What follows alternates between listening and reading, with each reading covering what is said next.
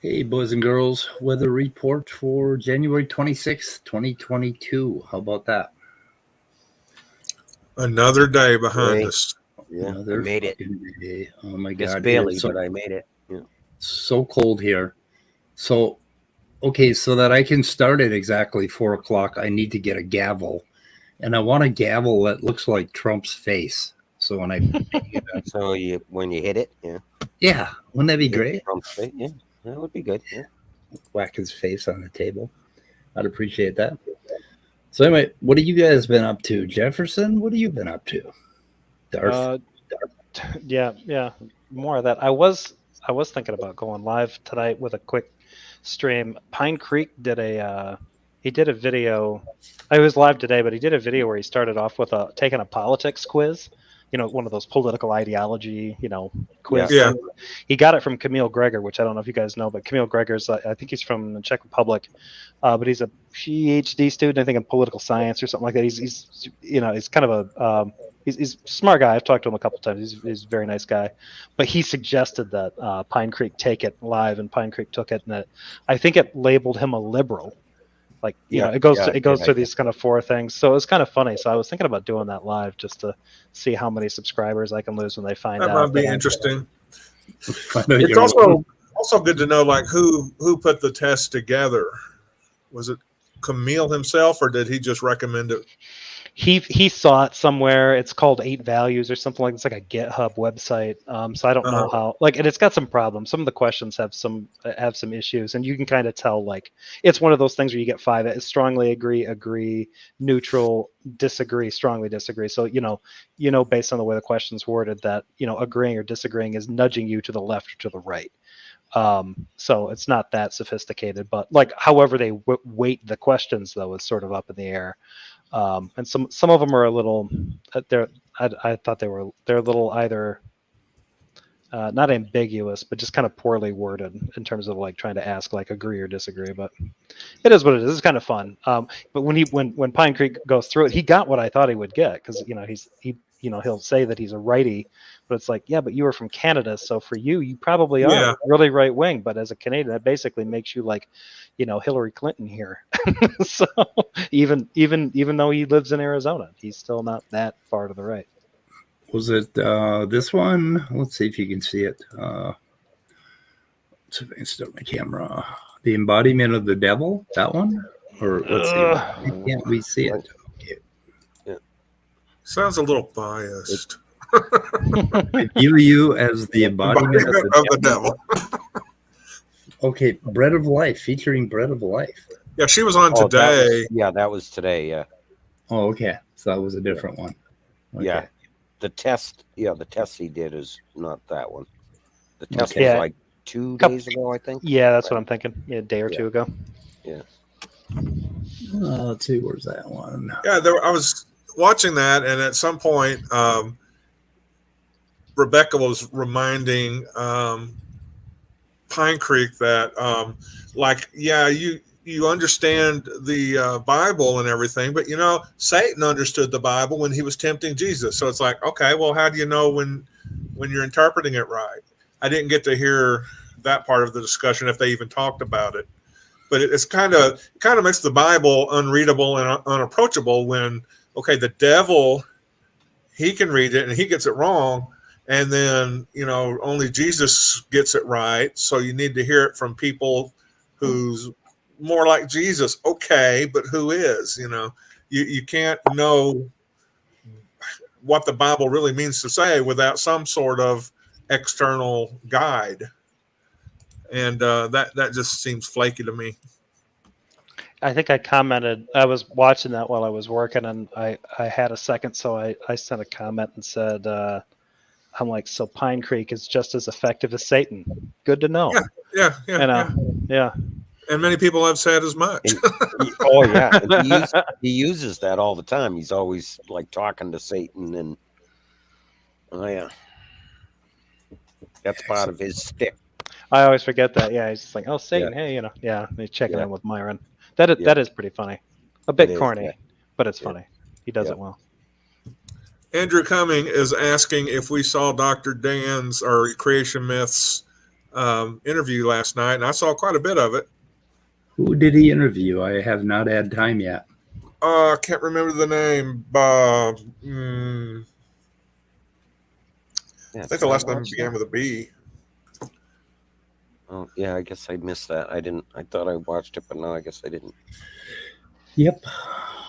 So let's see. We were looking at, Scott and I found something, the Dead Sea Scrolls Ancient History documentary, which I linked in the description. And I'm going to lose my voice today, ain't I?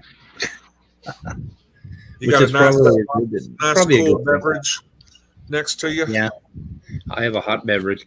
But anyway, this Dead Sea Scrolls Ancient History documentary, now the wonderful thing about it is instead of just talking about religion and Christianity, they talk about the actual political landscape of from 300 BC all the way to, I think, 100 or almost, they even reach up to 300 AD. So they tell you what wars were going on, what rebellions were going on, and all of that. And my comment to Scott about this is it really irritates me that when we talk about the biblical or the reality or the mythical Jesus or whether he existed and all that, that's all they ever talk about is Christianity and the Bible and the text of the Bible. And nobody ever fucking mentions that there were all sorts of Jewish revolts going on from, 100 BC until, wars. And then the Romans, I think, got in probably around 30 BC or something like that. And then there were revolts against the Romans. And some of the revolts were right around the time that, in fact, when Christ was crucified, the Romans were crucifying the fuck out of Jewish people in different sects that were coming out against them. I mean, there were all these mass crucifixions in Jerusalem where a crowd would get together of a certain Jewish dialect that was talking against the Romans, and they would just have them mass crucified. So, I mean, Jesus, you know what movie exemplifies that more than anything? What's that? That brings that truth out. The Life of Brian, by Monty Python. Oh, yeah. I mean, in order to get crucified, I'm guessing that Jesus was on a waiting list of about 7 days. Yeah. They were, and why would they put him in a tomb when everybody else just went in the dump? It's just like, I don't know. When you look at the context of what was going on there, there's a hell of a lot more. And the other thing is there were all these different Christian sects that popped up right after sometime after Jesus's crucifixion. These Christian sects popped up, and they were all very, very different. And some of them believed that Jesus was, God or supernatural. Others believed he was a preacher. And these were Christian sects. And the whole thing sort of like started to oscillate for 300 years. And finally the Romans said, hey, this is it. This is Christianity. And that's where we ended up with, I think, the power structure of the Roman Church and all of that developing. But I mean, that is the way to understand Christianity, is to look at the historical context, don't you think? I mean, am I wrong about this? Not at all. No. Yeah, you want to look at the historical context, and you want to be very clear of what you actually know and what's actually the speculations or kind of the filling in of the hazy parts by scholars and apologists too. You'll hear all sorts of reasons why this or that about history that turn out not to be true. And they cherry pick the shit out of it, right? I mean, they do study it, but they cherry pick the shit out of it to make it fit. So Jesus rose from the dead, to make sure that that's part of the narrative. Yeah. these guys on YouTube that consider themselves expert on the Bible and Christianity, do they know the rest of the story? Do they know the history? You know, I mean, it depends. I don't think a lot of, I mean, like if Christians are going to churches or going to like, those kinds of meetings, my guess is they're not getting anything like that there. Right. And what I've seen when they do engage in that, it's very selectively curated, I guess is probably the best way to put it. Right. Yeah. It's filtered by your doctrines and creeds and things like that. Things that you want people to come away believing. So you do leave information out or not emphasize things quite so proportionally to the historical evidence. If somebody asked me about like advice, like, hey, as a former Christian, I was going to attend a church. What would you say is a big red flag for you if I walk into a particular church? To me, it's like if they do bring up anything historical, when they start talking about that, they lead with apologetics, where they immediately, like the forward thing is to start explaining away difficulties instead of giving you or the congregation context. Right. Lead. Because that person's just basically, whoever's doing that or whatever group is doing that, they're selling you something. They're not interested in actually communicating what the scholarly consensus is, either on history or on biblical studies or anything. They're just they're shilling. Yep. Shilling like a villain. Andrew should come in and tell us who Joel Duff is. I've heard of him, but he's basically a microbiologist, a bioinformatics person, or something like that. But he's a Christian, and he just was a very curious person as he was coming up in university and things like that. And he ran up against YEC and things like that, and so he's kind of kept tabs on different types of young Earth creationism and intelligent design. So he's like a believer, but he's coming at it from the opposite worldview, I guess you would say. So he's with BioLogos. That's they're the old Earth people, right? Oh, he's with them. I didn't notice that. Yeah, I think so. Yep. Anyway, that's I think I like BioLogos, but I can't remember if I like. I'm pretty sure I do. Faith and science, yeah. So anyway, they try to marry the two things as much as they can, and I think that's how Christians should approach this whole thing.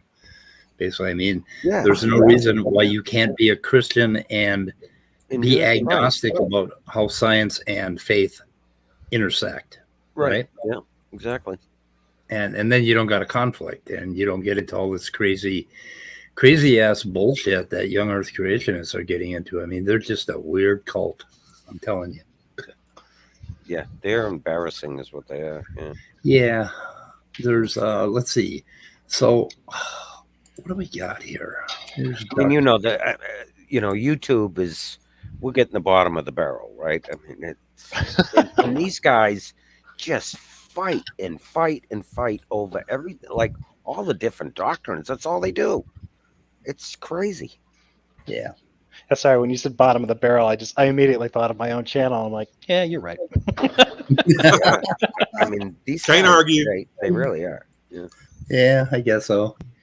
I mean, some of it's just a lot of like personality clashes and stuff. I mean, the phenomenon that is Darth Dawkins is mostly because you got this guy who's like emotionally stunted, right, in some significant way, right? There's something like his interpersonal skills are highly lacking, and yet he's as loud and as bright as a neon billboard when it comes to spreading his, trying to spread his belief. And it doesn't matter how many rakes he steps on or how many walls he walks into, he's just going to keep doing it. And so what his personality has reminded me of from the very first time I heard him, as a person a wife beater who is in between wives. Well, if he ever hears that, you've now slandered him, Spade. You've slandered Oh, him. yeah. He's gonna sue me. Yeah, he'll sue Deep you trouble now. now, boy. Yeah. Yeah, bring it on, bring it on.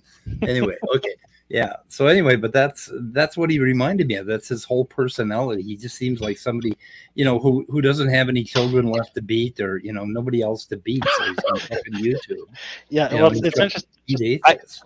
I was listening to one of his videos once while I was with family, and I was on headphones, and I pull it off. I pull off the headphones. I was changing, and it plays loud, and one of my relatives heard it, and she's had experiences with abusive significant Right. others, and as soon as she heard him talk, she's like, not even 15 seconds. She's like, whatever that was, that's 100% asshole. Yeah. Like, Yeah. You can tell. You can just tell that he's the kind of guy that would kick a dog, kick a puppy. So Jefferson, I don't know if you caught it, but Darth was going on about Tom Rabbit and how Tom Rabbit. Speed, you're echoing again, but Son of a bitch. I was just about to ask if that was me. Yeah, no, Nope. Speed all the time. But he was going on about how Tom Rabbit spends his whole day, recording me, and because he just needs to get his beer money. And I love how he said it. He's like, he spends all day online recording me, and he doesn't have a job. He's unemployed, and this is all he. And it's like, okay, Duff. So what does that make you? Obviously, you're on the line for the same amount of time. So wouldn't that make you unemployed also? I thought that was a riot. It's kind of weird because I mean the Bread of Life woman, she was kind of doing that with Pine Creek. I wonder if this is going to become a thing with Christians where they're going to try to kind of a money shame people who like, oh, you're just doing this for cash, or you're just doing this for the views. It's like, of course that they are. They have a YouTube channel. Like, I mean, that's part of it. So, Right. How's the echo? Yeah. How's the echo? I just came back from me. Shit. Yeah, it's still there. Yeah. Okay, I'm gonna get out and get back. You gonna get what? I'm gonna get out. Oh, Yeah, I don't know what. man. Boy, He's discouraged. Darth has just been embarrassing himself like really bad lately, just in the past few weeks. I mean, between the admitting that he has the script, saying Yeah. talking about Tom Rabbit being unemployed, but yet that makes you unemployed also, Darth, because you're online the same amount of time. And then the whole argument that you covered with the, not begging the question, but confirming the consequence, right? That The affirming the consequence. Yeah. Affirming the consequence. Yeah, It's consequent. that was just so bad. Like, Well, I just love it. and honestly, it seems snobby to get that particular about it, but like this guy always comes across as so confident, and then he just butchers that when he does mess it up. That's what ticked me off.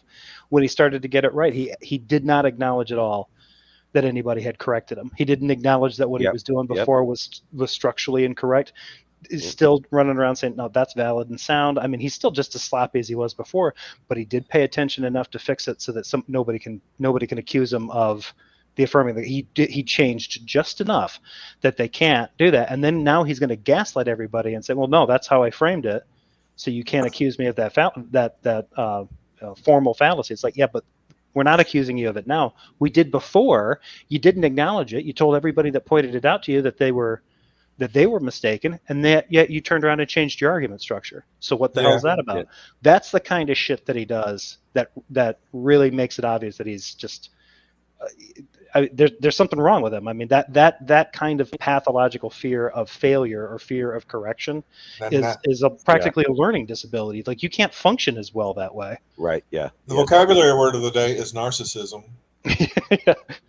I I'm guess not that saying sums it up. I can't diagnose him as narcissist, but damn, it sure rhymes. It's so funny. If anybody eventually gets him pinned down, which is very rare, right? Obviously, I mean, he presented that argument, but it all comes down to because I read the Bible tells me so, and look at the trees. I'll look at natural revelation. Look at the pretty trees. I mean, that's Alex. He just had another conversation with Alex Malpass And Alex pinned him down and said, "Well, how do you know that?" Well, because God made me that way. And Romans, what is it? Romans 3:15 or Romans something. So in other words, God made me this way, and because of because the Bible tells me, it's just It works. yeah, That- yeah. that- And these Christians, all the Christians online, they just worship him. It's so funny. And that's your argument. That's your go-to. Your nuclear bomb, as he calls it, or yeah. what a joke. I thought it was funny that that bit that Tom Rabbit plays at the beginning of his newest video, where it's showing Darth Dawkins talking to Praise, and then Smokey comes in. I think I covered that a little bit. I can't remember if I did or not. Maybe my brother and I did on his channel. It's been a while I'm not since sure. Yeah. the popped up, but I thought it was, so he shows that one and they get into the tip, and it's just this long agonizing. What I thought was funny about that was that the first time they had a confrontation, that was like 3 months ago, I think. He was trying to get Smokey to back up the claim. Smokey was like, "Look, Van Til kind of made up or kind of violated some basic terms of philosophy, right? This is a criticism that some theologians and philosophers, mostly theologians, have leveled at Van Til." And Darth was just infuriated. It was like, "Prove it, prove it, prove it. Cite it. I want to see a site. I want to see a source, names, page numbers, everything." And now in the newest video, he's like, "Tell me how Van Til defines autonomous reasoning." Like, you've just conceded the argument you had 3 months ago. Yeah. I mean, you didn't Darth want is to. Enraged. Yeah, he's enraged over Smokey calling him a degenerate. Right? Oh yeah, I saw that. Yeah. Oh my God, he went on for like the same thing with the argument. He went on for like 3 days about that. He's just to be honest, I enraged. don't really think Smokey had any basis to call Van Til a degenerate. He just doesn't agree with Van Til's theology or apologetics. But I don't know why. Well, I do kind of know why, because it's the troll in him. He doesn't clarify. Smokey doesn't clarify that when he says degenerate, he means spiritually rather than because that's another point that Darth makes. He's like, well, that man lived a blameless life. Like, is that all that matters? Like, Darth has acknowledged that atheists can lead blameless lives, but they could be unsaved. That would make them a degenerate. Yep. So he didn't refute Smokey's claim at all. Like, it's right. Yep. Yeah. And yet Darth will be the first one to tell Smokey that no, you're talking past me. Like, no, I swear he worships Van Til more so than his God. Yeah, because Van Til kind of gives people the impression that you can have a God just by asserting it as kind of a brute fact, and then not having to deal with any of the responsibility of accepting that. I reasoned to God, therefore I'm saved. Like, that's not how Jesus works. Not according to the Bible anyway, so you better get your story straight. Yep. Before Jesus comes back, he's going to strike you down. I love Christian theology. It's always great because it's always talking itself into something terrible. And there was another recent video that Duff was actually going on and on about his young earth creationist crap too, which was shocking. He usually doesn't go there, but every now and then he does. And that to me is interesting. So if you were to pit him against somebody like Erica Gutsick Gibbon, and he's trying to compare, he's trying to run off at the mouth about how God is the grounding for the law of non-contradiction and stuff, and yet as a young earth creationist, which is not something he pushes forward a lot.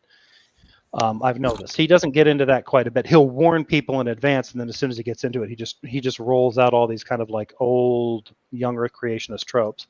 But if she were to go challenge him on that, a lot of the stuff that he believes within his young earth creationism requires him to believe in contradictions in laws of nature, laws of physics, all that stuff. So he doesn't put that on display nearly enough, and nobody has taken him to task on it nearly as often, because I think he avoids it. He won't have a conversation with someone like her on that topic. Right, he'll just shift the burden and be like, "Well, how can you know anything?" Anything? Yeah, exactly. Yeah. Boy, Jack Einstrike gets Darth all the time. There was one just recent that he goes into it must have been like a more of a neutral room or something, and Jack goes in there, and he says, "Oh, I just love coming into this room, and when you open up your mouth, Darth, I get to stick my dick in it." And Oh, I saw that video. oh Yeah, my god, that's an older one. Yeah, that one is he's gotta, mean in that one. yeah, and he's like, and you gotta choke on my cum, and then he's like, oh, well, and the only thing that's coming out of your mouth is shit, and it really sucks to stick my dick in the pile of shit. And this, I'm like, oh my god, that was funny as hell. That was the first time I'd kind of seen him that way, and I was like, well, this is a different side of Jack. yeah, that was a good one though. Wow. Did Speed make it back in? I haven't heard him. He likes to let us go on and on. He's in. He's up in here. He's fiddling and diddling. Gotcha. He's right above you, but I don't know if he's wanting to participate because he feels like he's making everybody echo. How about now? Testing. I can hear you slightly. Slightly? There you Now go. you're loud. You're good. What? Okay. You're Are good you now. awake? Drink some coffee. Yeah. I'm not sure. Let's see. Can you hear this?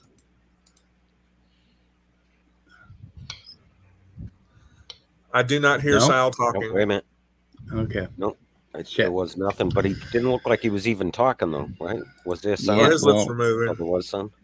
We've got audio channel Tourette's going on here again. It's pretty bad too today. Really bad. We got OBS, we got audio, we got, oh my goodness, what up? What up? Well, if anything, one of us could play it. Yeah. I'm not sure what that will do to the sound, but it is No the longer with Honorable Simon's Funk. may have been fired. I don't know all the details. There you go. We can hear it now. You're good. Oh. You were good there, I think.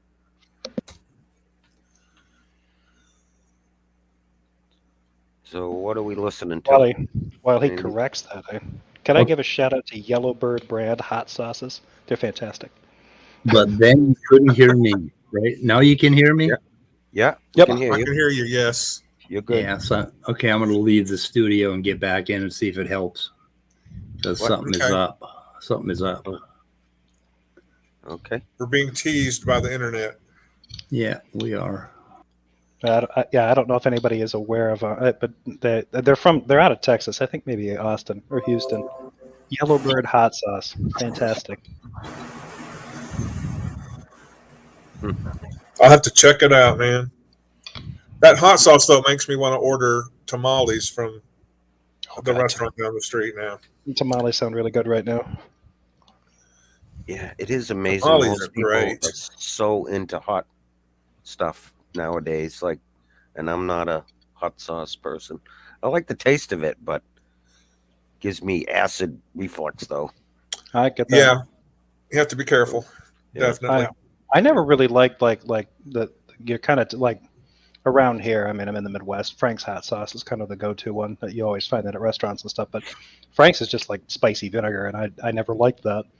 But lately, I've been playing around with a couple different ones, and I had seen this one in stores, and then that YouTube channel, First We Feast, they've got hot ones, and they had that like it was one of their milder ones was on there, and I was like, yeah, I've seen that brand. I picked up they make an all natural sriracha, and then they make a serrano, a jalapeno, and a habanero hot sauce. And I've had the jalapeno and the serrano so far, and both are great. And really not. I mean, if you're not used to hot food, it'd probably scorch you. But I don't find the serrano that bad. I got to try the habanero next to see what that's like. Sorry, I'm done shilling for the hot- Yellowbird the I'm hot just saying, sauce. we're just so lucky to live in a country where we can have access to all the hot sauces. Well, hot sauces are very popular with youth nowadays, right? Like, I mean, everybody pretty much, but especially. Yeah, if you're so dead inside that you can't stand it, then go and sample hot sauces.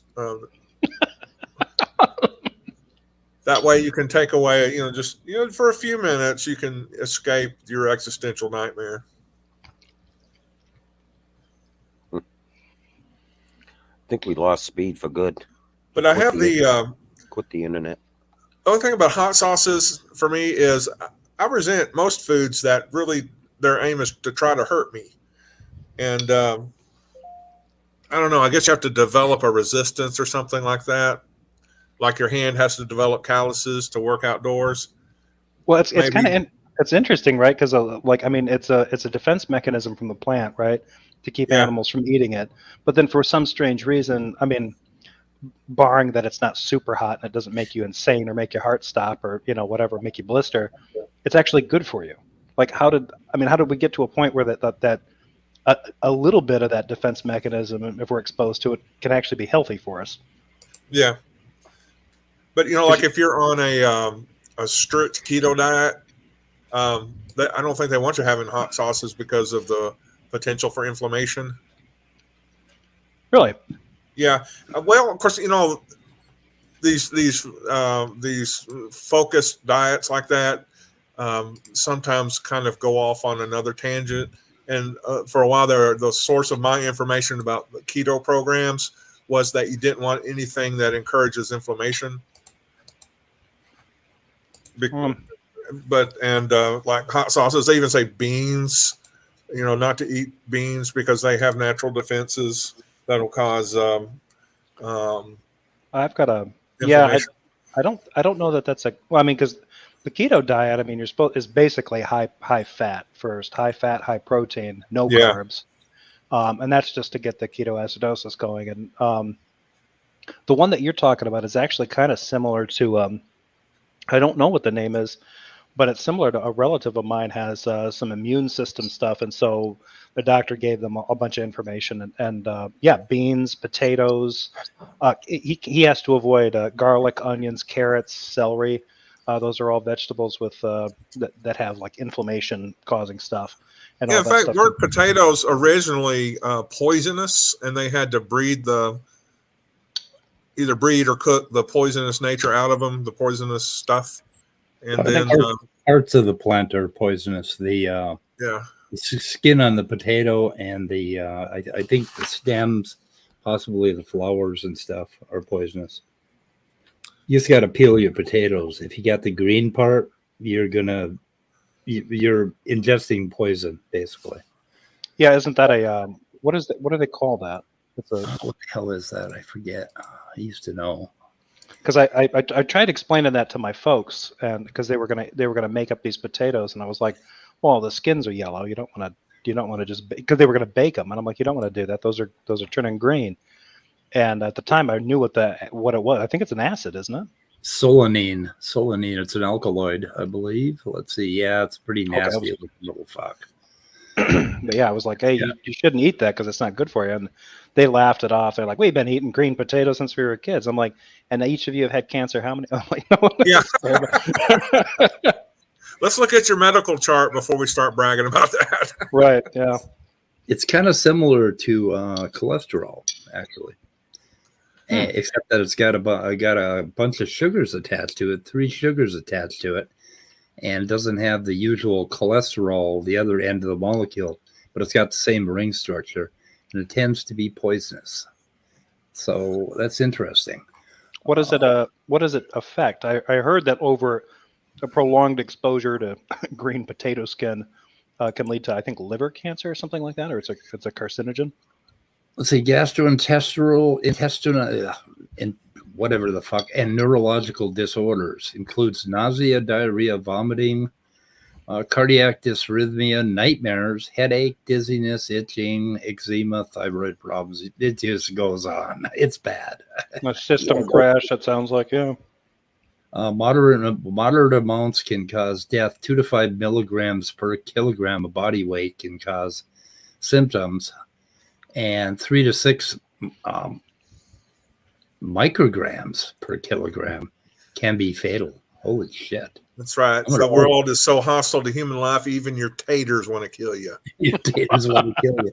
Well, I think it's like potatoes don't get that green unless they grow at the surface and they end up in the light. and you'll end up with a little bit of like a half green potato. But I think if they're grown underground, they don't get as much of that solanine in it. So I anyway. think Andrew takes exception to my use of the word tater. Tater, Tater, yeah. I had some taters. Do all, because there's thousands of different varietals of potatoes. Do they all develop that in the sun? I don't know that, but I'm guessing you'd have trouble stopping them.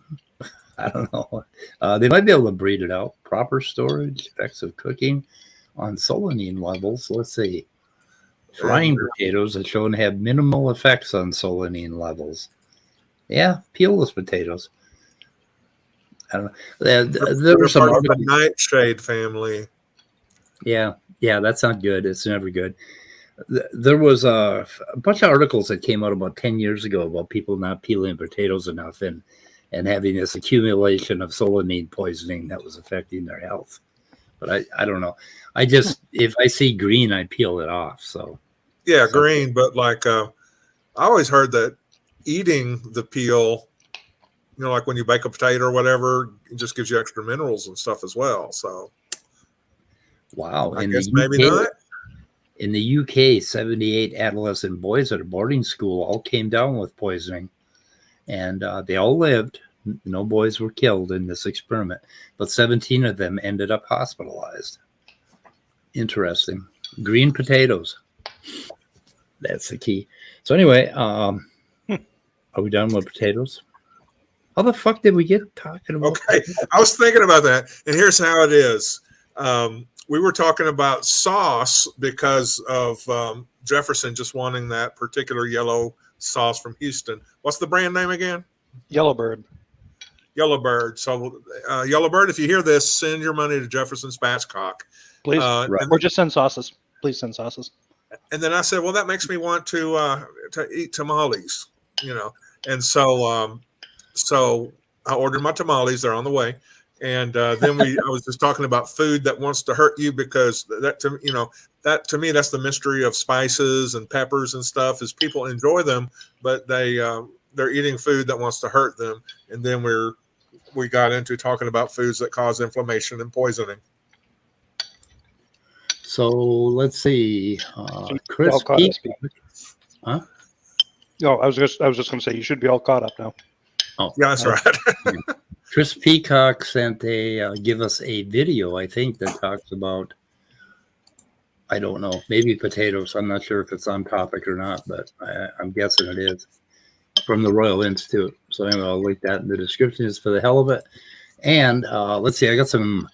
So Cordova went out to a Creationist conference, and is somebody eating from a jar?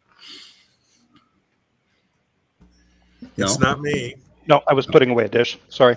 Oh, okay. I thought you were eating that yellow sauce out of a canning jar or something. Anyway. No, I've gotten to the point I just squeeze it directly into my mouth. Yeah, that's pretty bad. I've got a problem. But so Sal had a little video last night about his experience out at that conference, and there wasn't too much. It was. Wait, let me guess. He got arrested. No. Bummer. Not there, but let's see if you guys can hear this. Yep, you're good. You can hear that. So.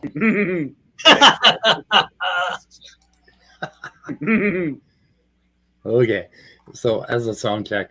Anyway, so the first interesting thing I found was this. Now, is anybody familiar with Dr. Change Tan, who wrote with Rob Stadler The Stairway to Life, the book? It's a creation. She is a creationist, and she's a professor at the University of Missouri, I believe. Not familiar, but yep. Never heard of it. Sel has had her on, and he talks about her a lot, and she seems like a wonderful person, though she has quite a bit of problems with the English language. And so I think somebody had to edit her book because, she just does not have a good grasp of English, but she's a professor at a college. Anyway, so Sel came back from the conference. And then I got news. that changed tan is no longer with the secular university. She may have been fired. I don't know all the details. She was a tenured professor for 11 years. So, Okay, let's hold on for a second. Okay. Okay. The websites that we were looking at had her listed as an associate professor. Yeah, associate Okay. professors don't get tenured. Yeah, Right. so Yeah. I don't know how to explain it. Maybe that was a page that just they quit updating or something. But I found it on the Google site. But we just need to resolve the difference between her being tenured and her being listed as an associate professor. Well, Sel got so many things wrong last night in this video that I wouldn't doubt if he got that part wrong too. That's the thing. You can't trust him to have read Right. any literature, viewed any video, remembered a conversation accurately. Yeah, Just but can't here's trust the him to do that. here's the rest of what I heard last night, and I was kind of upset by this, to tell you the truth. So that was Emery. Oh, what happened? They will tolerate no dissent. Yep. so we don't know where all this is headed. So she's been on this channel. She's a friend and colleague of mine. It mentions me in the acknowledgement section of her book, and I was just like so honored that she would approach me to be a reviewer and contributor. Wait a minute. Wait. In terms of a review, not. Okay. Is it just me, or does Sel need a lot of approval? Because Yeah, it's not just that. It's that the two things that he said there, like, we don't know where this is heading. It's like, Sal, do you think they're coming for you next? Like, they fired they're her, and now they're going to quote unquote fire you somehow. Like, right. you have nothing to worry about. Like, right. So that's what so anyway, but if she had, she wrote the book like 5 years ago or maybe longer. And I own the book, and the book is all about James Tour stuff that, oh my God, there's so many racemic mixtures that life couldn't possibly happen. And she goes through the usual back of the envelope probability with Rob Stadler. And the book is pretty much garbage, but it has a lot of, it actually has a lot of good information about biochemistry in it, at the same time. And it's fairly readable. And she was on his channel, and she seems like the nicest person. And and if she had gotten fired simply for writing that book, I would be upset about that. Okay. But I don't think that's the case, because I went to the university site, and her rating out of 5 is 1.3. And unfortunately for her, and I feel very bad about this, most of the problem that the students have is they can't understand a word she says because she doesn't speak good English, right? But they said that the course was, let's see, we're all smart. Let's see. This class is the absolute worst class I've ever taken. Lectures are impossible to understand. We have zero knowledge of what will be on exam. Slides are irrelevant without clear explanations, which you don't get. Stay away from this horrible professor. And it goes on. And I only saw one good review. And I think Sel probably wrote that one. But yeah, one reason why we bring this up is not because we want to smash any person who ever loses their job. It's just because this is what creationists do. Somebody might get fired for a legitimate reason, or a reason that is something other to do than creationism, to do with something other than creationism.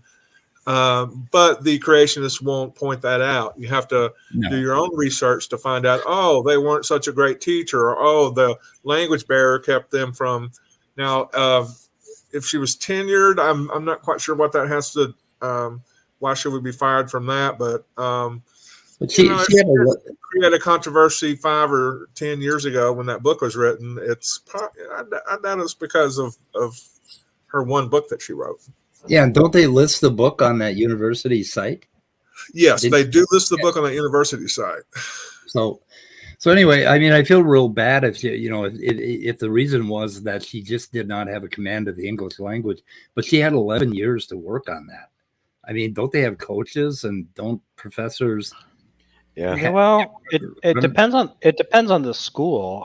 When you get into some of the schools, like I knew, I mean, I went to a larger state university, and sometimes the associate professors they'd get in large part, the issue with mine when I was going was there were a lot of TAs, and a lot of them would be international students and stuff like that, and for the most part that had nothing to do with whether or not they were good at teaching or anything like that. But if you had individuals who had who weren't easily understood, they would get low rate, low reviews, low ranks from, and that was back when I was going, that was relatively new, students ranking their teachers. Yeah. But if she's getting reviews like that are that low, like it sounds to me like it's not just the fact that it's hard for them to understand her language, the way she's speaking English, but she's not a good teacher. And that's Right. Yeah. that's always, because you can, I don't know why universities will do this kind of thing. Like, you were a good student, you've got some good research, now you come in here and we're going to put you in front of a class so you can teach, other people this stuff. It's like, it doesn't follow that just because they're good at studying this or good at research that they can actually communicate any of this stuff, even to an audience that it might have a, more than a basic understanding of it. It sounds like that's probably the situation that she's in.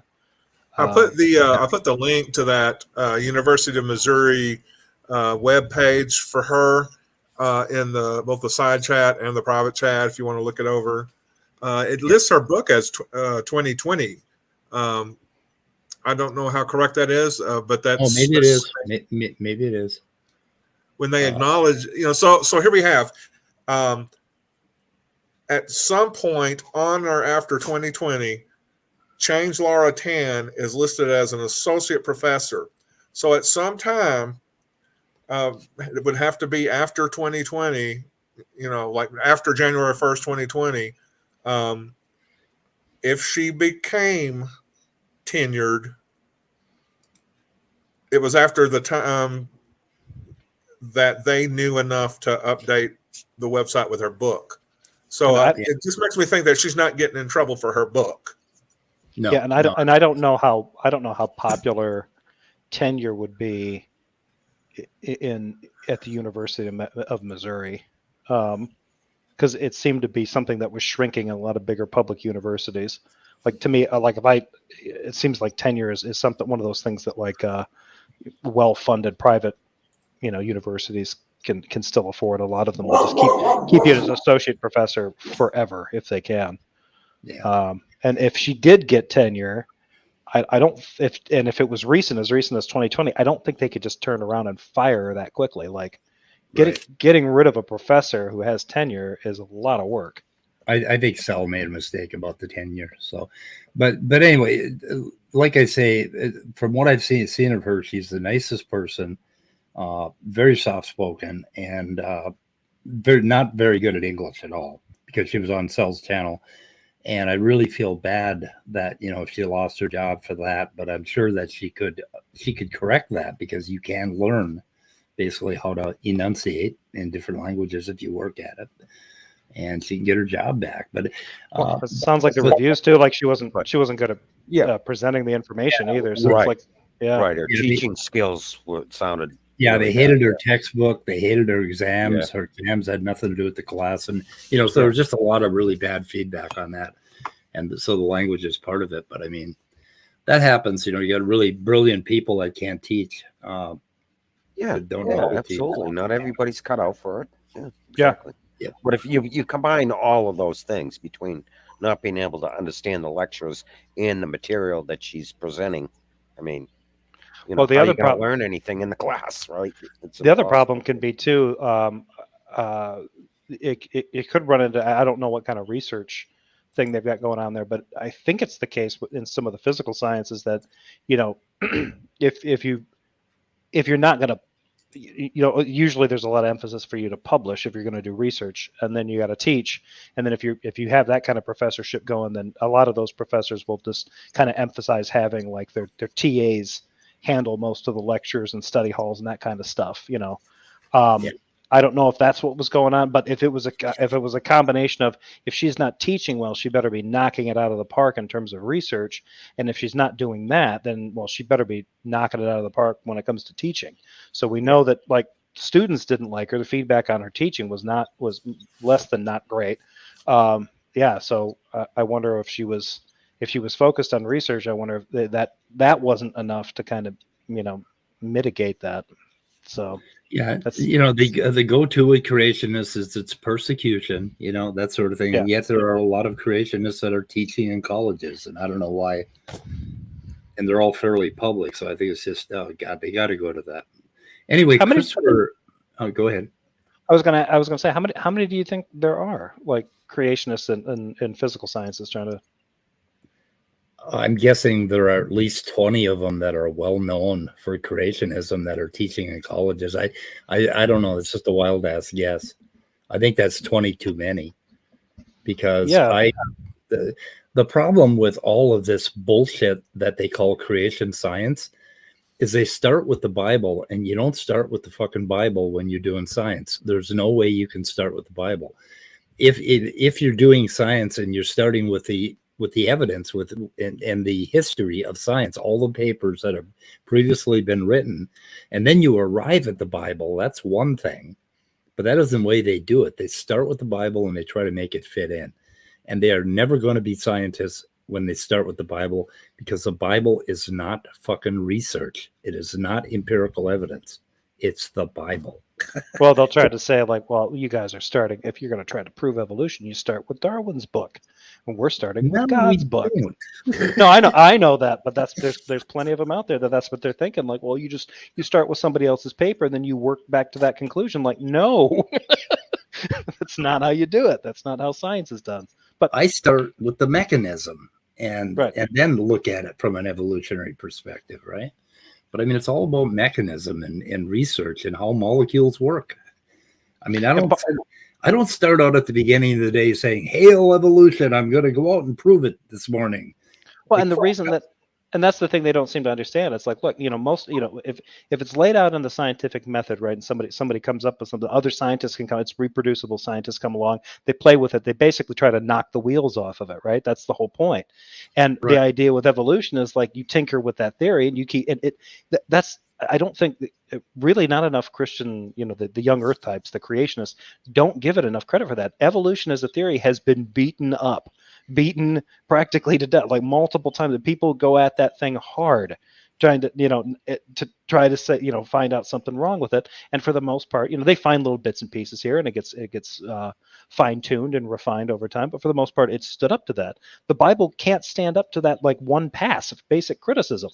And yet they're like, well, why can't you just treat the Bible like you treat Charles Darwin and his theory of evolution? Like we did. We treated it exactly like that, and it didn't make it. Like it's dead on arrival. Like there's nothing, you can't treat that the ideas in that the same way you would treat a theory that you can go out and test and prove wrong. So Christopher knows a bit about academia, and he may come in here. I sent him a link. But anyway, before Christopher came in, there's another part that I wanted to cover on Cell's video. He talked to this, what was the name, Thompson or something? I don't know. We'll see. But let's give this a listen, because this requires a little bit of unpacking. This is about soft tissues and collagen in dinosaur bones. So, and I have one. Hang on, guys. So, let me try to make this a little bigger for everyone to see. You can distinguish like a zebrafish from a human from a zebrafish based on the sequence. I know that's kind of grainy and hard to see, but we can now probably identify unique dinosaur. Okay, what he's talking about here is collagen has a repeating motif, lots of them, like 100 or so of them, of glycine and proline, and then some other amino acid over and over and over again. And the parts in the middle you can use to identify different species, because of course those parts aren't conserved and they mutate, so they have different signatures. So anyway, but Christopher, this is about dinosaur collagen. And where Cell goes with this is it just shocks me. So I just want to listen. There's nowhere good you could go. Yeah, well, But that's neither here nor there. The point is we can use the gelatinization process to extract pure proteins. okay, what the fuck? Okay, that's why I wanted you, Christopher. He was talking about Jello earlier and how you make Jello out of collagen, and then he was talking about gelatinization as the process for making Jello out of horse hooves, and I don't think that's what they call it. I think gelatinization has to do with heating starches and things like that, and making jelly, right? What is he talking about using gelatinization to purify proteins? Do you know what he's talking about, Christopher? Well, I mean, yeah, you can extract things, but I mean, yeah, I don't know what is it called specifically he wanted to get to. I think he got his information crossed with Jello, because he was talking about eating Jello as a kid when he was younger. But anyway, but he goes on about, okay, so what he's going to say. Bacteria do not express Go ahead. collagens like this. So Oh, any of this contamination stuff that the old earthers are claiming, that's out. We now have a way of filtering it. Rob Carter gave me a data point that was very important. He said we've confirmed chromatin in these cells. These are eukaryotic. So now we have this collagen. You have the amino acids there. The amino acids have carbon. In Brian Thomas's dissertation, he said we had some difficulty getting enough collagen to be able to apply accelerator mass spectrometry, but we did it for 3 samples, and we're going to try to do it for more. Can you guess where this is going, Emery?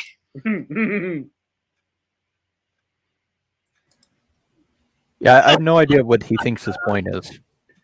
And he said there's 5% modern carbon. I said any mass spec ought to be able to detect 5% traces. Mm-hmm. The only reason that they say it's no good is because it's not because the instruments can't detect it. It's because it doesn't agree with the paleontological narrative. Wow. But I said, Dr. Thomas, you made my 1,200-mile drive worth it, and I really meant it. 1,200-mile drive. So what about soft tissue preservation and what Mary Schweitzer, God bless her, and I I'm trying really to do pray pause for this her. and it's not working. We were kind of joking. I said, Okay.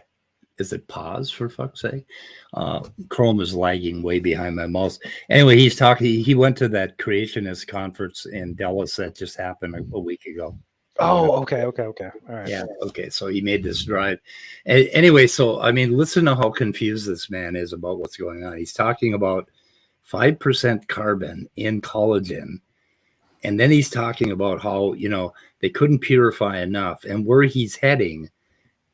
Yeah, well, carbon. Here's what I want to know how they extracted it, because my guess is that they're getting contamination. Well, they're going to end up with some collagen, right? I mean, there are a couple papers where they indicate they've extracted short sequences of collagen from really old dinosaur bones, right? Yeah, that's not impossible. Not right? surprising. That's surprising to me. I don't know. Well, it depends on how much you're extracting and in what condition and a bunch of other stuff that's not really worth getting into. It's one of those things where dinosaurs are big, right? The ones that we recover are big, right? They have a lot of collagen. Yeah. And the fact that we find a few molecules here and there, sometimes in some specimens, isn't like the most impossible thing I've ever heard of. No, not surprising to me. I mean, anyway, it's not why I joined. Okay, go ahead. Here's a fun game. Pick a number between 1 and 10. Okay. And then tell me, because I'm on the Mizzou biology faculty webpage. 6. All right, so lucky number 6, Robin Hurst. Now let's use the link that we found, and we will look her up.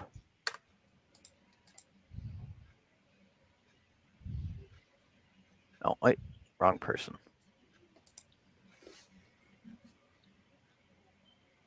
Not listed on the scholars thing. Yeah, I was worried. Well, the one I pulled somebody up from the department. I wasn't sure how easy it would be to find them on this thing, and I don't know the full details of this scholars system. This may be self-reported, right? Okay. But I pulled up somebody else, another associate professor, right? And she's got like 8 awards since 2012. It's got multiple, multiple big grants in the past 5 or 6 years, including a couple over $1 million, right?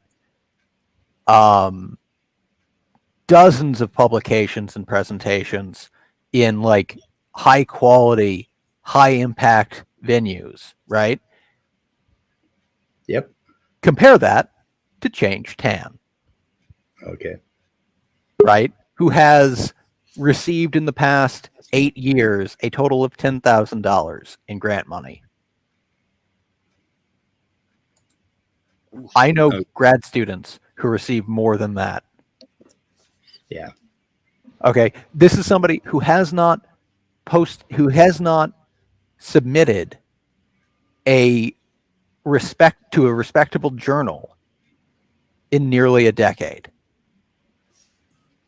Yeah. Who has, I gotta say, no interesting posters or presentations in that period either. Who has no significant contribution to the biological body of work reported on this website. Now, I don't know. This may be self-reporting on this website, right? That Scott had linked to.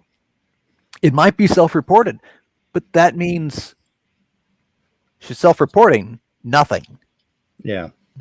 So I don't know. I don't know what to make of this, but it really looks to me, because I'll tell you something about scientists. We are a self-aggrandizing bunch. Okay, we're not gonna not talk about the stuff we did. It really looks to me like she hadn't done anything. Yeah. And so you combine that with terrible student reviews, right? Like no significant research.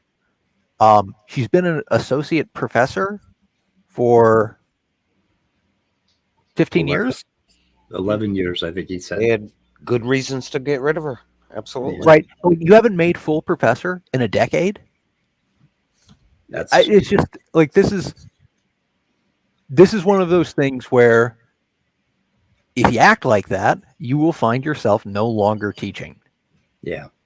No longer employed at the university. Now, I'm sorry if Sal hears me say this at some point, right? And maybe he has access to information I don't have. Maybe I am looking at an incomplete list of her scientific contributions. She should probably then start reporting her scientific contributions more aggressively. Because if this is what people see, the reaction is going to be, well, why haven't you done anything? Because, look, in 2008, right, according to this, she got like $1 million in grant money in 2008. Okay. That's good. That's good work. Okay. You keep that up, and you'll be full professor in no time. But you can't be slacking off, and doing nothing, and expect to make it in academia, because it is not a stress-free environment. It is rough. Yeah, I think that was around. She was not a Christian when she came over to this country, so that may have been around the time that she got off on the creationist bandwagon. That would not surprise me. Is that if that was around 2012, 2013 or something, based on just looking at this reported CV. Like, Yeah. if you told me that, there was a, if I was looking at this CV and somebody told me, oh, this person had a serious change life event in 2012. Yep. Yeah, I see it. Yeah. That makes sense. So she's done stuff on the Wnt, beta-catenin signaling and neural crest development and a bunch of other papers. So she's on quite a few papers, but they're all from 2001, 2002, 2004. So they're pretty early on. So I think, yeah, that makes sense. Change of venue. But that's kind of an interesting arc, though, if you think about it. Yeah. So if she came over, probably came in the early aughts as a grad student, or even, into a PhD program, it sounds like she was doing work, at least interesting enough to get her $1 million grant. Yeah. So maybe she was ambitious and kind of running it. Then several grants totaling $1 million, but yes, several grants totaling. Okay, so she's doing some good work. So it sounds like she's she's up to date. She's current. She's she's in the research. She's at least ambitious enough to pursue this. Sounds like she's interested.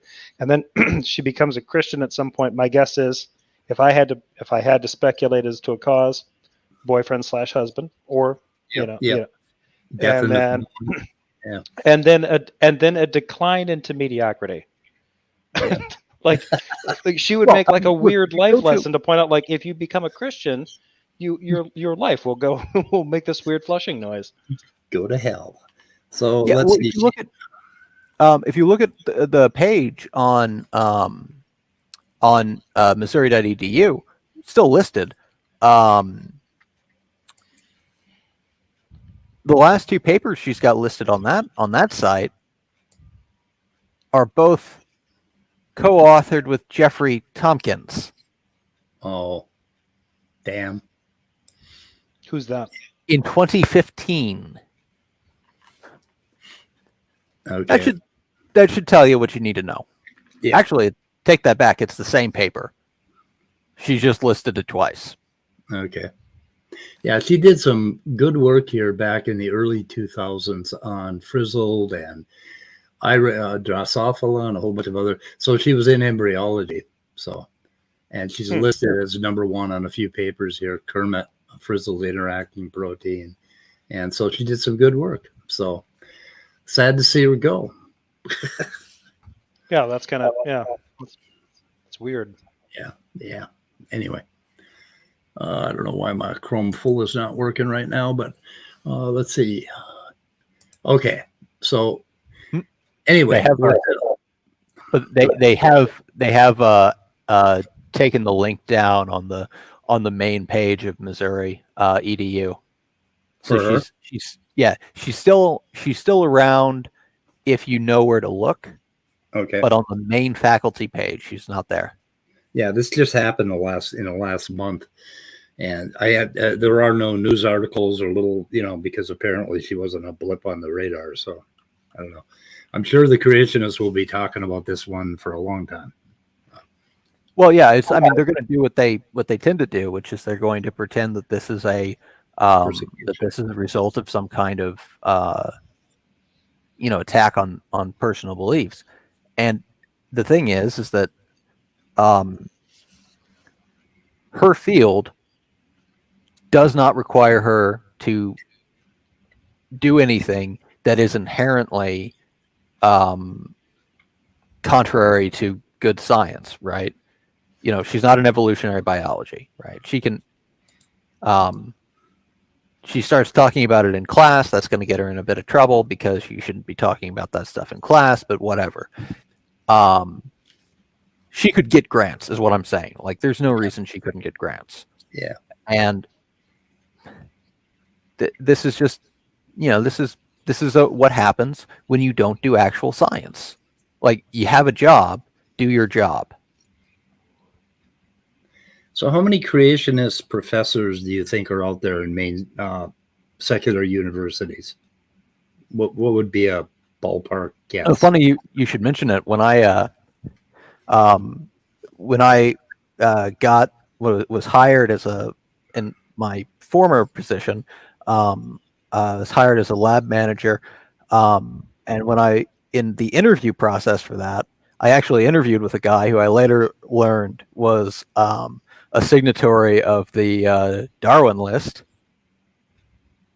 Was that the one where they challenged evolution or whatever? Yeah. Yeah. Okay. So that was funny. So I mean, enough that I think most acting scientists have probably met one. Yeah.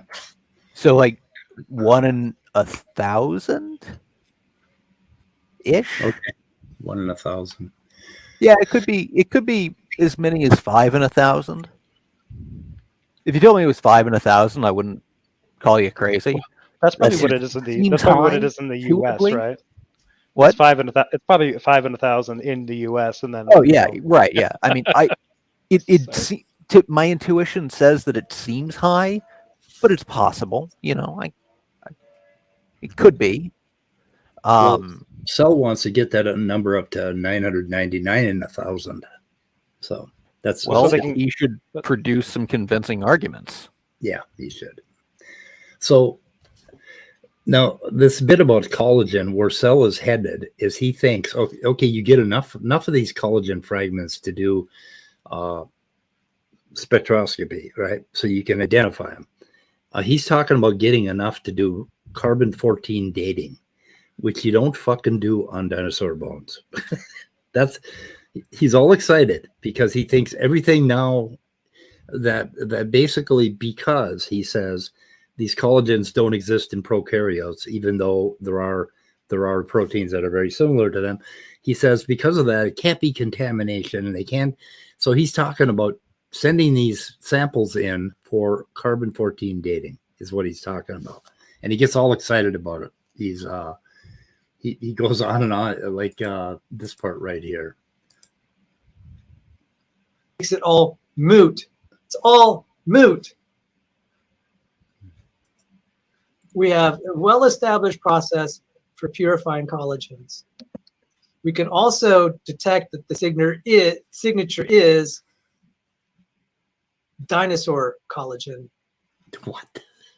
I mean, you could have other eukaryotes. You might say, you know, when Rob Carter said, "Oh, we confirmed it's chromatin," I said, "Well, there are other eukaryotes like fungi. Can't rule that out. But fungi don't make collagen." And so I was on cloud 9. I said, "We got something now. We got something you cannot explain. We got C14." C14. And you might complain about the experiment, but Brian Thomas said, "You know, Sal, we need fossil diggers, and we need fossil diggers to find more fossils." It's not. God forbid that they should be digging the fossils, because can we trust them?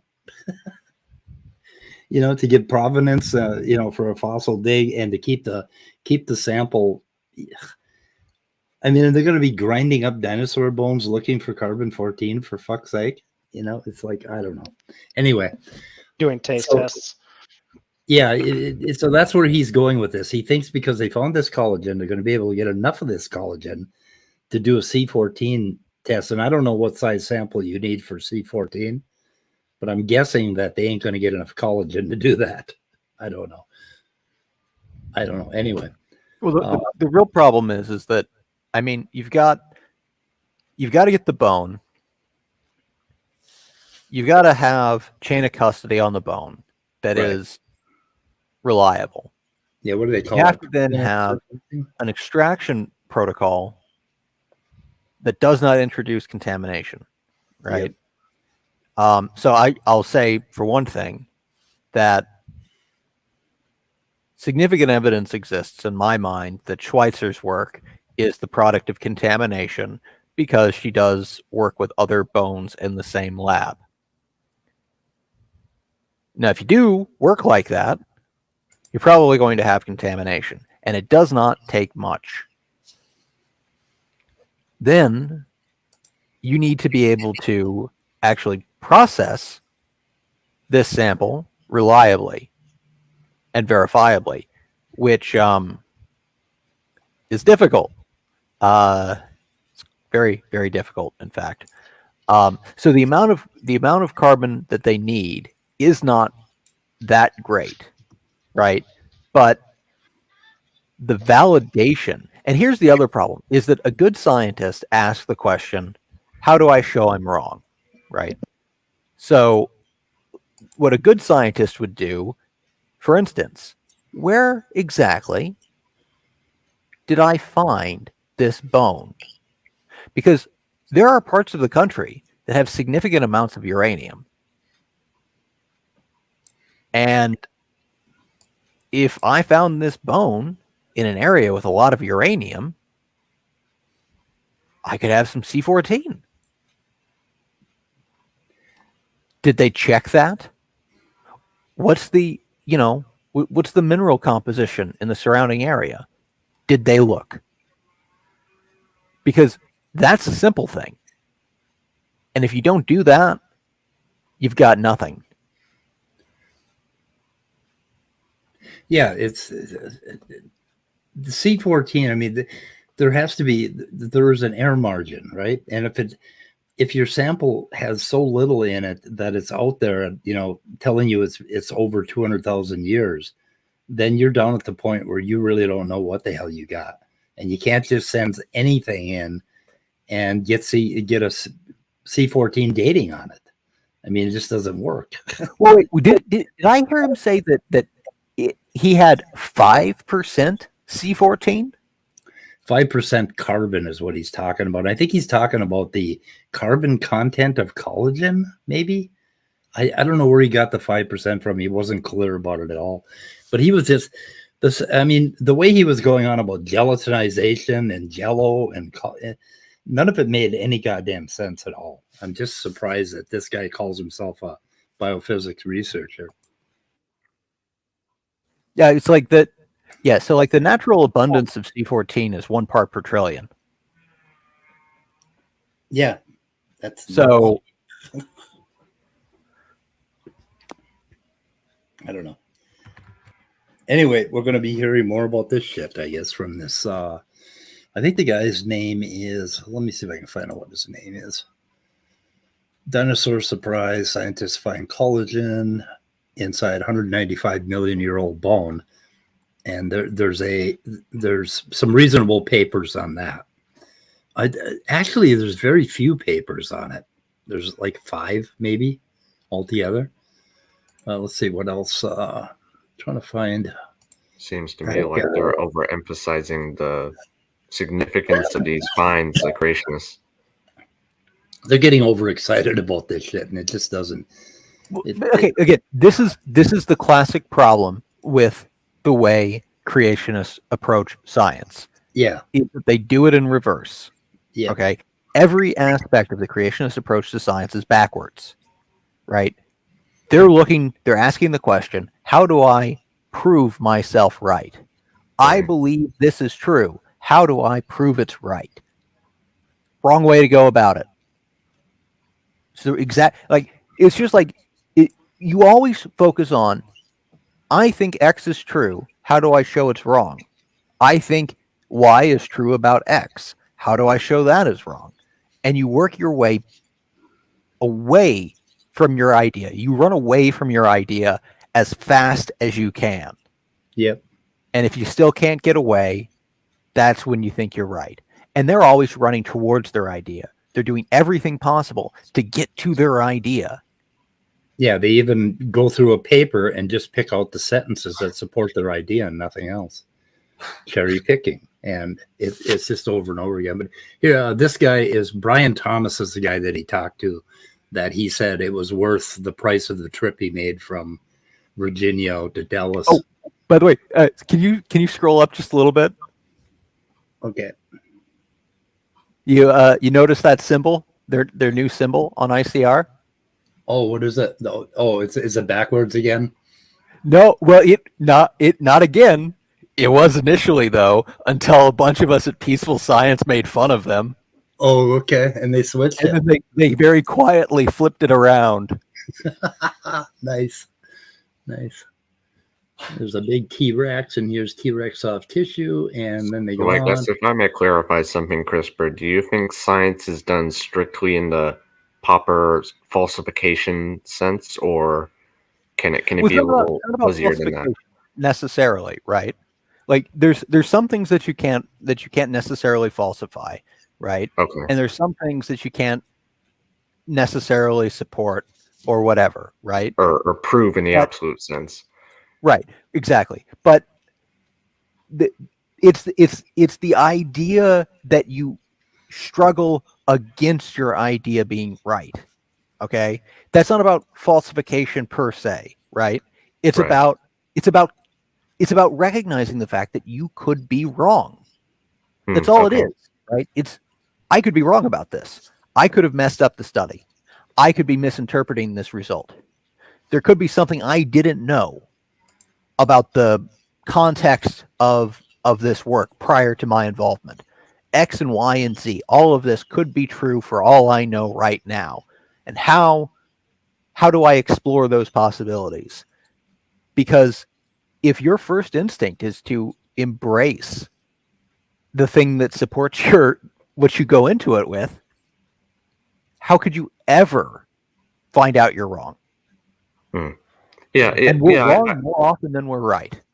right. Yeah, I just wanted to clarify on that because I may anger some people out there with this, but I think when some people say that scientists always try to prove their results wrong, they don't try to support anything. I think that's kind of an oversimplification.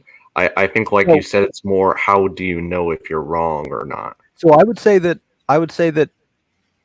science does not operate on proof, and likewise, it doesn't operate on disproof. Right. So you can't disprove your theory any more than you can prove your theory, because just like no matter how well supported an idea is, it could always be wrong. Right. No matter how much evidence you accumulate against an idea, there could It be could always some be- crazy yeah. scenario out there that makes it right anyway. Yeah. But those get increasingly convoluted the more evidence you have one way or the other. Right. Yeah. So it's a level of support. It's not proof or disproof It's or anything. always about support. It's always about confidence. Right. I think you can say that, like, the evidence contradicts this idea in the sense that my expectation didn't match what I see, at least currently, right? It contradicts expectations, yes. Right. It's non-concordant. Okay. Would be another way of saying it. But yeah, the idea of saying, well, this proves the idea right or it proves it wrong. It's not really science when you say that. Right. It's not strictly how testability works. Yeah, and again, it's like things can be science that are not falsifiable per se. Right. But Yeah. you can't accept them without really fighting against them, right? Like Right. eventually you have an idea that is perhaps unfalsifiable, but we've spent the last 100 years fighting this idea tooth and nail, and nobody's put a dent in it, much less falsified it. We haven't even put a dent in it. At some point, you got to say, all right, well, we're going to operate under this assumption going forward. Right. Yeah, I just want to make that point. I want to point out go ahead. that, okay, this article talks about these biochemicals don't last millions of years. But now what they're claiming here is that biochemicals last for 6,000 years or 4,000 years, back to when they think dinosaurs went extinct. So, okay, firstly, but hang on. they think it's a fact that biochemicals don't last millions of years. Based on what? Based on what? Right, exactly. But I want to point out that now they're saying they lasted 6,000 years, but James Tour et al. Will say they can only last for 24 hours, therefore abiogenesis can't happen, right? So, I mean, they're always talking about the fragility of biochemicals, right? When they're talking about abiogenesis. But now for this shit, they're all excited because they lasted thousands of years. And it's like, but I mean, I am not surprised that we found trace biochemicals in fossils. Am I wrong to not be surprised by that? Yeah, I mean, if you have something that's so constant temperature, very dry, preferably a little cold, and you're going to have something last a very long time. Also, if you start out with an enormous amount of it, also, there are various ways of reducing rate of degradation. And again, this is the idea. You've got to push against whatever you think, right? And so if you think, so like for me, I see this and I think this is probably contamination, right? How do I show it's, when I say you push against the more surprising idea, right? Right, yeah. So, extraordinary ideas. Right. So this is probably contamination. If it's contamination, what would we see? Do we see what we would expect to see if it's contamination? Okay, we don't see what we would expect to see if it's contamination. All right. Well, what's next? What's next? What's next? Try your best to rule out everything, right? Because if you can rule something in, if it could be contamination, if it's consistent with contamination, well, then I guess you can start going from the other direction and say, well, it could be contamination, but it could also be natural. So maybe it is natural, and maybe it is from the bone itself. So let's try it that way. But I mean, they never try to show themselves wrong. Yeah. I think that is another thing is that, like, it's not just scientists being overly skeptical about everything. I think another part of it is how well it comports with existing knowledge and how extraordinary the claim is, as you said.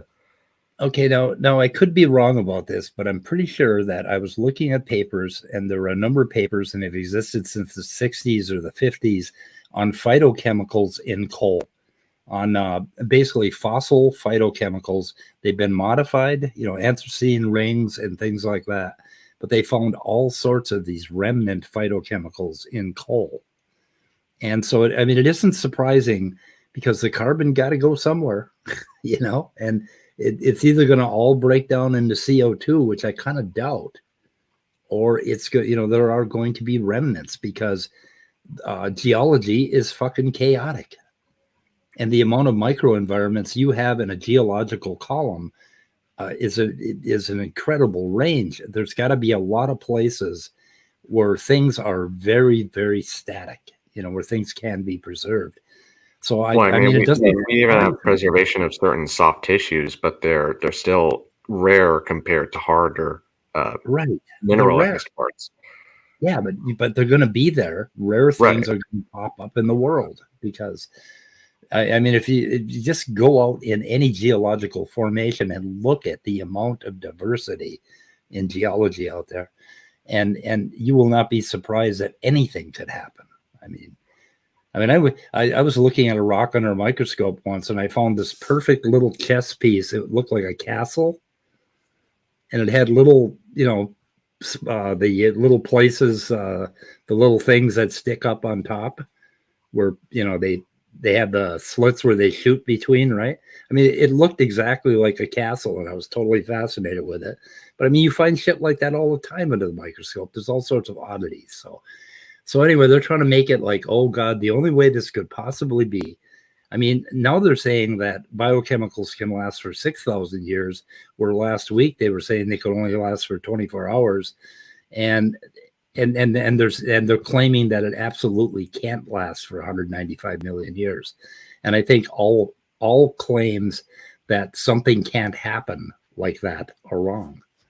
It's going to happen somewhere. So anyway, that's my point. I don't think I'm wrong about that or wrong-headed about it. I don't know. I've been fascinated with that subject since I was a little kid, with the possibility of finding remnant biochemicals in fossils. So I guess I have a bias. We all have biases. We all have biases. Yeah. Anyway, let's see. What else is happening? Oh, that's well, okay. I linked this article in, and I linked the other thing I linked was this. They have a list of all the. Apparently, they have like, what do they start at 106? What do they start at 116? Oh, okay. They go down. These are supposedly all of the suspicious biological pieces that we found in fossils, and this is on the ICR site or linked off the ICR site. So take it with a grain of salt, but this is probably a good resource because this is where they're going to be coming from. So anyway, it's good to point out that when they say like we found actual skin, we found actual blood tissue, more like the individual components like heme and stuff like that, and they had to soak it in acid for however long to get it well visible. Yeah, and the other thing that they're finding these they're fossils. They're the image of a vein rather than the vein or an image of a right. Yeah, when you look at the dinosaur bone, you're not seeing the actual bone. You're seeing the mineralized ghost of it, essentially. Right. So on my bookshelf for a great deal of time, I have had this book, The Evolution of Vertebrate Design by Leonard B. Radinsky, 1997. I think it was actually published a little earlier than that, but it may have been updated. And what I like about Radinsky is he has these robot models of vertebrates, and they kind of break it down into just the components that you really need to be looking at. And this is one of the earliest vertebrate designs right here. So they put this together from extant species and guesses and just very, very early vertebrate designs. And what we're looking at here is like an amphioxus, I think, or something like that. But we've got, and I don't think you can see my cursor, can you? Oh, you can. Can you see my cursor? Yes. Yes. Okay. You see they ingest food, and it goes out these gill slits. And these gill slits are lined with cells that can extract oxygen. And the blood runs through those cells. And they have a very, very rudimentary heart here, which is just a muscle, like a little muscle that sort of circulates things. And it has a rudimentary liver, a rudimentary kidney.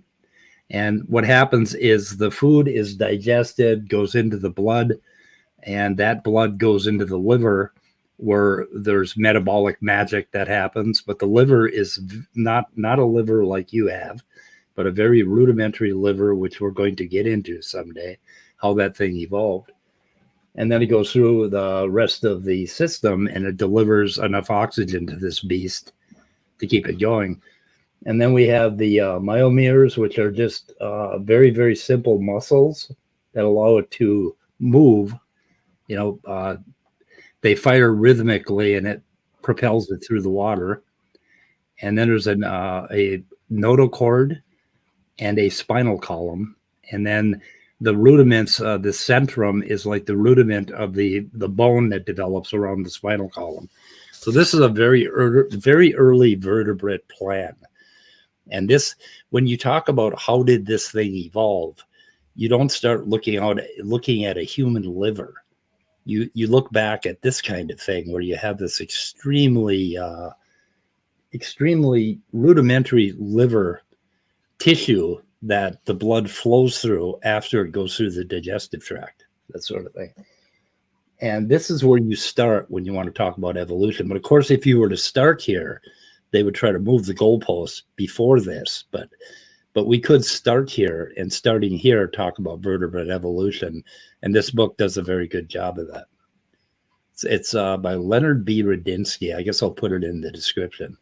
He's got some wonderful pictures. So anyway, that I wanted to point out for our little short science segment. And we can get a little into this, but let's see, what else do we got here? We got the Well, it's interesting how you bring that up because, in a sense, the whole entire vertebrate body plan is really highly conserved compared to other animal groups. So, yes, like when you look at a fish and a mammal, for example, like just an average mammal, they look pretty different. But like, if you were to say compare a crustacean to like a butterfly or something, that's really a lot more different. So it's kind of a perspective thing, but I kind of agree with the sentiment that the whole vertebrate fish basic body plan has been conserved throughout much of evolutionary history in a broad sense. yeah, the what is it? Euchordata, and what is the other one? I forget what it is. There's another chordate branch that is still around. You're talking about Urochordata and Cephalochordata? Yeah, exactly. Yeah. So this body plan, a simpler body plan, is still around in extant species. So this thing worked. This was a wonderful engine, for life, and it ended up being the vertebrate body plan. It appeared about 520 million years ago. That's the earliest fossil we found like it. And just like when you look at eye evolution, for example, like not everything has a human eye. Like a snail eye works just as well. These guys have really, really simple eyes, and they have a middle eye, which turned into the pineal gland, and then they have two other eyes. They have one on each side. It's bilateral, right? But they have a very, very simple eye that doesn't see very well. It just, it responds to light, that sort of thing. So we have a simple eye. We have a simple sense of smell. It basically goes in through that nostril and ends up in the brain. The other simple plan we have is all along these muscles, we have, the spinal column, but then at the head, we have this development of a larger part of the nervous system where the nervous system took off and ended up being the brain. And that was because of the direction that this thing moved and picked up its sensory information from the eyes and the nostrils. So now this may be a good question for Christopher, but like beyond the vertebrate clade, is there anything with what we might call a brain per se? Well, insects have a rudimentary brain. I mean, there's a sort of a dismissive thing where they tend to refer to them as ganglia, but I mean, yeah, you have cephalization and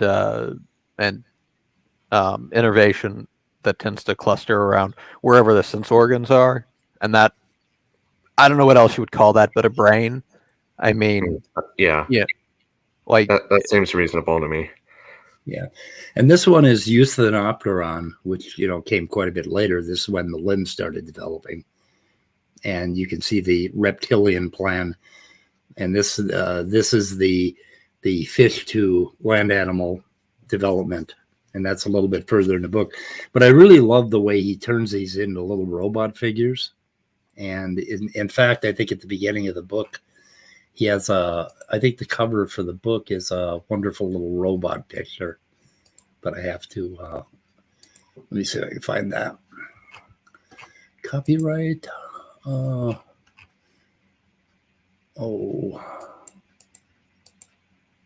not sure if I'm going to be able to do this or not. Oh, title page. Nope. Unfortunately, they don't have them in my EPUB version, but I do have the picture here. So anyway, wasn't sure if you were going to do the politics thing. Politics? Yeah, you've got it listed in your description. Yeah, that survey. Oh, the one that Pine Creek did online. Yeah, I just listed that because we talked about the video, so I put it up, but I haven't reviewed it, so we could. How far right? Let's see. You guys, we got about 20 minutes left, guys. We got to shoot this thing in the head. Let me see here. Okay, there's Pine Creek. The what is it? How far right am I taking a test live? So do you know this is 3 hours and 52 minutes long? So I wouldn't know where to go. Do you guys know where to go? Well, do you want to pull up the actual? Right. Yeah, right there. Does it not have a link in the description to the actual quiz? It might show more. Yeah, here it is. Okay. Okay. Oh, I gotta make a slight modification here, and it's still pretty screwed up. What is going on? Oh, that's Amlite. I'm sorry. Okay. Okay, here it is. Oppression by corporations is more of a concern than oppression by governments. So anyway, here's the quiz. Did you guys want to talk about this at all, or do you care? I've done it before. Oh, you have? Yeah. Well, I guess we could go through a few of them, and if we run out of time, do your best to save, where you're at, save the page. I don't know if it'll time out or what. It is necessary for the government to intervene in the economy to protect consumers. Did you answer number one? I did. I said strongly disagree. Okay. Okay. This one I agree to. Okay, but I don't strongly agree. Oh, there, if you want to see what this website thinks of my politics. What do they think of you? Are you conservative or? I posted my result on the internal. Oh, you did? Okay. I didn't see that. Well, what does it mean? It's just a bunch of numbers. Do you want to explain it to us? Apparently, it thinks I'm a socialist. Really? Are you so? Wow. Which, I mean, in the European sense, is correct. I'm probably going to come out as a radical Rush Limbaugh right winger here because I'm kind of agreeing. Well, let's say I agree with this. So I don't know. I don't know what to do here. It is better to maintain a balanced budget to ensure welfare for all systems. What? I'm going to go strongly disagree on that one. Publicly funded research is more beneficial to the people than leaving it to the market. Oh, God, I don't know where to go. I think I'm unsure on this one. I think I'm going to agree with that. Okay. Tariffs on... Am I going to get hung for this? Are you guys going to get torches? Tariffs on international trade are important to encourage local production. Yeah, I'm going to disagree with that one. How are people reacting? Oh, looks like they're wanting to get their torches and pitchforks and crucify you now. Speed. Each according to his ability, to each according to his needs. I don't even know what the fuck that means. That's a communist thing. It's unfortunately, I think that the problem with that expression is that it's backwards. It needs to be to each according to his needs, from each according to his ability, and that makes it a lot better. Well, if you agree with this, what are you saying? That fuck everybody that needs something? And so the way I said it, right, which I think is actually what most socialist aligned people would say, is that the first priority is to make sure that the needs of all people are covered, right? Right. So people need food, people need to be able to eat, make sure everybody can eat, right? People need a place to live, make sure everybody's got a place to live. Once you've done that, right? Once you've done that, it costs a certain amount of money to achieve, right? Right. Now you need to pay that money. And to pay that money, you take money from people in accordance to their ability to pay, right? So to each according to his needs, from each according to their ability. Now, after you've done that, people still have a bunch left over, right? Right. And that's theirs. They do what they want with it. Right. That is my brand of socialism, right?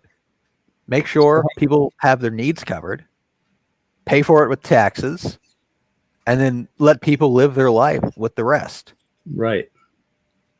I thought that was America. I don't know. It is not. Okay. You think people have their needs covered in this country? Well, it's kind of what we want to do, isn't it? We're not doing Is it not very- what the right wants to do. Yeah, I know. So what did you put for this? Strongly agree or I said agree? agree. I don't. I think it should be said the other way around, but that's not what Marx said. So there you go. Yeah. Marx actually said something in German, so I can interpret the English translation however I want. Now, I didn't read very much Marx at all. I can't even remember reading Marx, except for maybe quotes. But did he favor like no private property, or was that a later edition of like? Yeah, I don't. So I don't remember specifically. Like I'm very much opposed to communism. Communism is a bad idea. Socialism is a good idea. People who think that one inevitably leads to the other are silly and haven't been paying attention. So private property is fine. Exploiting private property to the detriment of others is not fine. What? Holy fuck! Are you kidding me? Those. You say you disagree to that, and you're definitely not a right winger. Yeah, I strongly disagree with that. Quality education is the right of all people. Strongly agree. I guess I'm a fucking lefty now. The means of production should belong to the workers who use them. What? What does that mean? It means if you've got a factory that it should be employee owned. I disagree. Sorry. I am a bit of a capitalist. United Nations should be abolished. Communism, to answer Nestle, communism is full state ownership of everything. Socialism is you have some services that are either government provided or government supported, generally through taxation, but you end up with what is effectively a mixed market system in most expressions of socialism, which again, they've been doing that for decades and decades in most of Europe. It works great. Some fine tuning may be needed, a little more tuning than there has been so far, right? I'm not saying it's perfect, but it works pretty well, and they seem real happy with it. So, yeah. Okay. Everybody wants communism to mean that, but it never does. Who's in there? You got to have somebody in charge. Whoever that group in charge is the state.